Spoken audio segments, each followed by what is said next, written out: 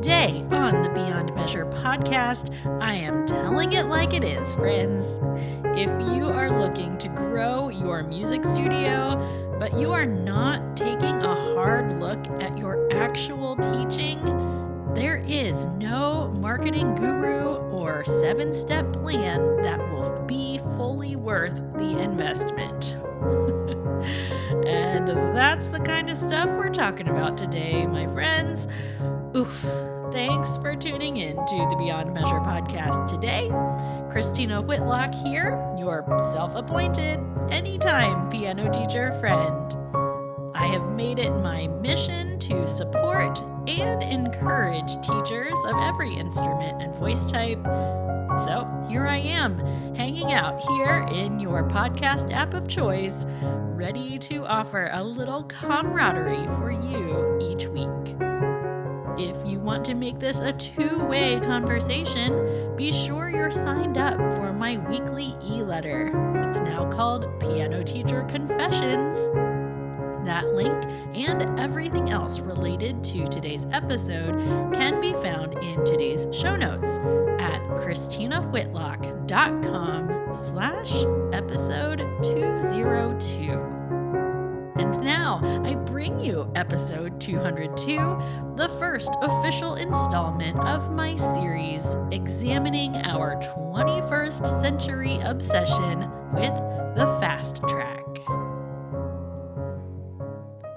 Oh, friends, today I want to talk about something that has become quite important in the landscape of our profession. We're going to talk about how to discern the real benefits of coaching programs, online course offerings, etc. If you are a teacher who is looking to grow your studio or increase your income or learn about pedagogical principles, there is no shortage of people on the internet who are offering to help you do just that. There are coaches and mentors and teachers and courses and communities and consultants as far as the eye can see. There is an online course for quite literally anything you seek to learn in life, music or otherwise. And just like piano teachers, there are great programs out there, and there are others that claim to be something they are not. My goal today is to give you some parameters to help you discern what you are dealing with. Before we go any further, I want to reiterate my message from last week's episode. There is no quick fix to becoming a master teacher. There are lessons we all need to learn out of our own experience, and that is something that money just can't buy. I'll be honest with you, this is an episode I said I would never write. I also said that about episode 19, which was about making the most of online lessons. And that one turned out okay, so I figured I would be brave enough to change my mind and release this episode as well. Please know, I am not here to condemn the existence of coaching programs and online courses. I offer teacher consultations, and I have a course and resources that I sell to teachers too. So obviously, I do believe they have a benefit. I also have many friends who offer these kinds of services. And by the way, if you are one of them, I promise I am not over here secretly judging you for the offerings you put out to the world or the tactics you use to sell them. Like pretty much everything in life, there are great coaches and content creators out there. There are the slimy ones too, and then there's a bunch that fall somewhere in between. There are resources out there that can help you, and there are those that are merely created for profit and lack any actual substance. For that matter, there are great resources that are not a great fit for you. We all know that not every teacher is the right match for every student. And the same thing applies to mentors and resources as well. I have talked to so many teachers over the last several years who are engulfed with feelings of embarrassment, shame, and anger that they gave good money to a program that did not deliver what they were promised. So the question on the table is this: when considering a coaching program or any other kind of professional development, how can you make a wise decision about your investment? Piano teachers, on the whole, have a tendency to be pretty cautious with how we spend our money. At the same time, we're also very trusting and easily inspired by our colleagues. So when someone tells us they've had success and they want to help us do the same, sometimes it's easy for us to believe them. So, lest you think I'm going to be overly combative today, let's actually start with good reasons to sign up for a program, whether that be a coaching or a course or whatever. First of all, there's accountability. Not accountability to the person offering the program, because in most cases, I do not think that's something you should expect. But I'm talking about accountability to yourself. You've paid the money, now it's time for you to follow through, right? It's like buying a gym membership. You know that you can work out at home, but when you've paid for a gym membership, you're more likely to go because you have skin in the game and you don't like paying for nothing, correct? So, if you know that you need to focus your marketing efforts or you need to learn more about a certain method, for some of us, signing up for help with that goal will be just the push we need to put our hiney in gear and do the work. Maybe we could find similar information out there for free, but will we? For some of us, financial investment provides a nice kick in the pants to follow through on the things we know we need or want to do. Again, this only works for some people, so know yourself and act accordingly. If you are one of those people who pays for the gym membership but still doesn't go, well, this may not be the argument for you. Another good reason to purchase someone's offering: you want to support the creator. I've said it here on the podcast before, but if you consume a lot of free material from someone on YouTube or a podcast or whatever, buying their thing is a great way to support them in what they bring to the world, while also scoring quality content for yourself in the process. I wouldn't buy a $1,000 offering based on that reason, but will I buy a book written by a creator that I follow closely? Absolutely. That's a win-win as far as I'm concerned. Lastly, and maybe this is the most obvious, but if you have a specific pain point in your work, it makes sense to seek out someone who knows a lot about that thing. Paying someone to learn about their very specific area of expertise is often a very wise investment. Sometimes it's fine to piddle around online and try to piece together information, but since time is money, there are definite circumstances when it pays to pay someone for their expertise. So then the question becomes, who do you trust? To make an informed decision, I feel like it's important you understand how we found ourselves in this particular landscape in the first place. We have to zoom out a bit from teacher world and instead look at the general world of online business and marketing. I need you to understand, in case you're not aware, There is an entire industry of online business gurus out there telling anyone they can be a coach for anything. And they can make an online course about anything. And they can sell PDFs and other downloadable resources about anything. I will admit to being fairly clueless about this until I launched this podcast in 2020. I'm in the minority that I did not originally create this podcast as an avenue to sell things. And if you're not already aware of this fun fact, please do understand most podcasts exist ultimately to get you to buy something.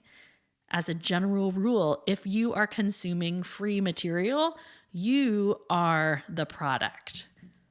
But I entered this arena with a very Pollyanna intention to simply contribute to the profession I loved so much. And it's gone pretty well thus far. Whew, okay. But almost immediately after beginning this show, I was unknowingly launched into this whole corner of the internet about online business practices and online business marketing. There are formulas upon formulas that online marketing coaches sell to equip people with, quote, all they need to build a successful coaching business or online course. I promise that you have seen these formulas at work because they have proven to be successful. And I don't have an issue with the formulas. Like, if you have ideas the world needs to hear, great. My issue is this. Coaching people to become coaches is big business. These big online business marketing types have made lots of money on the notion that anyone can coach anything. I've witnessed it happen in real time. I have watched people sign up for $5,000 coaching programs before they even know what skills they have to coach people on. I'm not even talking about musicians here. I'm talking about people who have no specialty to call their own at all. But they get sold a dream of investing in themselves, and they leverage these huge sums of money because they're being promised that they can build a 6-figure business if they just follow the formula and believe in themselves. And what happens when they don't build the 6-figure businesses? They get told they didn't work hard enough, or they didn't follow the program specifically enough, or they didn't trust themselves enough. They didn't dream big enough. They were too afraid to put themselves fully out there, whatever. You might be wondering what on earth this has to do with you, the music teacher. Well, the people who get sold on that dream go on to become the people who enter our circles of influence. And that is where the ethical landscape of these online offerings gets foggy. So, as promised, allow me to offer up some points of discernment I hope you will use to make wise decisions when it comes to coaching programs and other professional services and products. First and foremost, I need you to ask yourself this: are you just stalling? I'm going to say this as plainly as I know how, and I say it out of deep love for you. But some of us need to spend less time looking for people to teach us how to do things and more time just doing the things. There's a safety and an ease that comes with reading about how to do something or watching a video about how to do something. But actually doing it, that requires discomfort and dealing with the unknown and the unfamiliar. We have to make decisions. We have to adapt to unique circumstances. Actually doing the work and learning about doing the work are two very different things. It's a lot easier to spend your time listening to other people tell you how to become a successful teacher than it is to get out there and try. So, before committing to another thing, I need you to ask yourself, are you already making full use of what you know and what you have? Or are you just stalling? Then I want you to really consider the promises that are being made by this product or program. While there are some commonalities that pertain to all of us, each of our studios are incredibly nuanced ecosystems. We each have different clientele with different expectations and different economic realities. And we, as teachers, have different priorities, different personalities, and different core values. With all that considered, there is no single marketing strategy that is going to guarantee a doubling of your student enrollment and mine. There is no curriculum that is guaranteed to please all of your students and all of mine. And this sounds so obvious here in the context of my podcast, but it's different when you're right in the middle of a well-crafted sales pitch. So before you commit to any kind of big ticket purchase, ask yourself, does this creator understand my student demographic? Will these promises hold up in my local economy? Does their personality jive with mine? I want you to pay attention to how they are selling to you because they are likely going to train you to do the exact same thing. And if you don't like the way you are being sold to, then you are not going to want to be doing that to your prospective students in your studio. And my friends, to circle back to what I said at the tippy top of this episode, I just have to say, if you find yourself in a position where you are trying to grow your studio, you need to be investing in your own teaching. If you run a multi-teacher studio and you're trying to increase enrollment, you need to be invested in your teachers' teaching.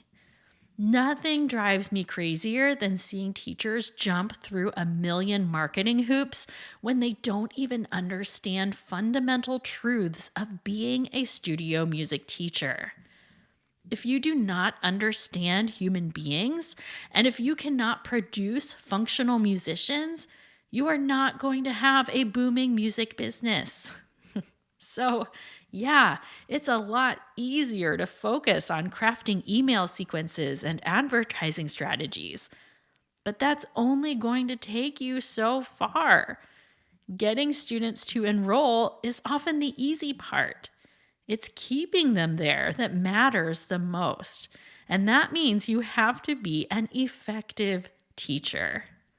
So, please, my friends, make sure you're not stalling. And make sure you're focusing on the right problem. And I get it, being told you need better marketing is a much easier pill to swallow than being told that you need more teacher training. I get it, it's a much stronger blow to the ego, but if you're struggling to grow your business, you're likely in a situation where you need to do a little bit of both. Okay, I know we're going long on time today, but I do have a few more considerations for you. First, I want you to consider the timing of the purchase. As a general rule for all of life, I do not purchase anything if someone says I have to place my order within the next hour or that day, or even within 48 hours. This goes for home repair estimates, online services, you name it. If you ever find yourself on a, quote, discovery call, and the salesperson tells you that their best price offer is only available if you make the decision right then and there, that is an automatic no from me.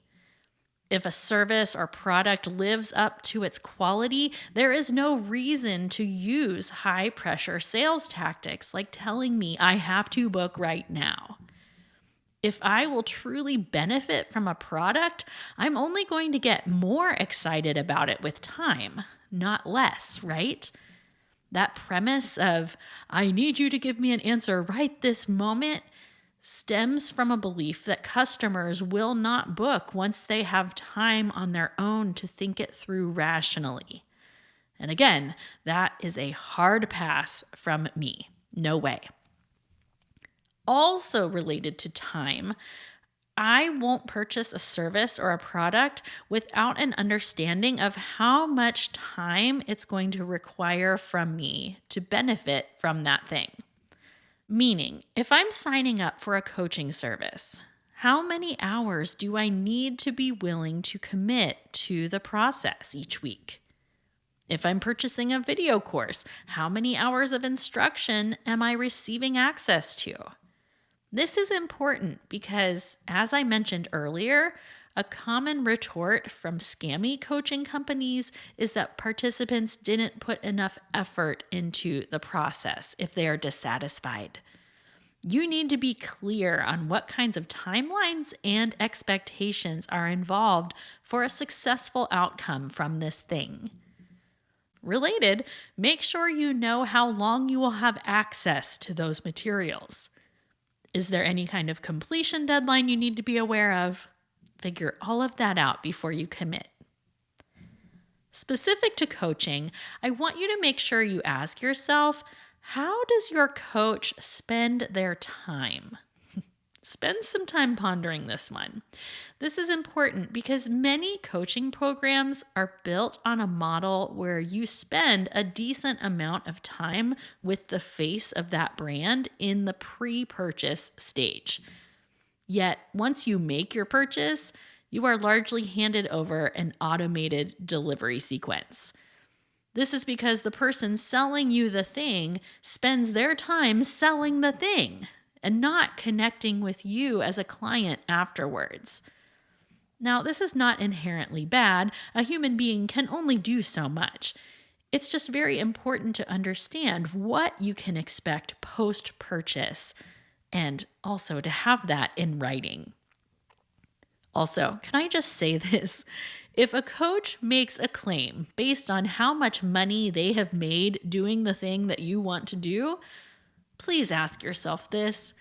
If they made so much money, why are they running a coaching service at all? Now, maybe they do truly care about teaching others to do the same thing. It's possible. But I promise you this, people who have made an extraordinary amount of money are generally not looking for ways to work harder. They obviously see the coaching route as a path to easier money than doing the thing that they're coaching you how to do. I obviously can't speak for everyone, but I am saying it's something to consider. Okay, there is so much more to be said, but I am going to leave you with one more thought, friends. When it comes to considering big ticket coaching or course offerings, here's the question. Who can you talk to who has done this? We live in a world, truly, where we can no longer trust reviews and testimonials that we read online. They're still an important aspect of marketing, don't get me wrong, but it's no secret that companies pay for reviews and business owners cherry pick the best recommendations to feature on their landing pages. Of course they do. That's business. But if I was ever going to consider spending hundreds or even thousands of dollars on a coaching program, you'd better believe I'd be talking to someone who has already been through it. Ask around and see if you can find a few people who have taken the program in the past. And if you can't find anyone, don't hesitate to ask the creator if they can put you in touch with a few people who have completed their course. Yes, this takes work, but that's what my current series of episodes is all about. We can't fast track our growth as teachers, and we shouldn't fast track significant financial investments either. We are lifelong learners here at the Beyond Measure community, and that means working through the weeds, feeling the discomfort, and doing the things anyway, right? Okay, friends. I think we've all earned a little toast after this one, don't you? Go ahead and locate the nearest beverage. We're going to have a little toast, and then we'll celebrate our teacher friend of the week. Here we go.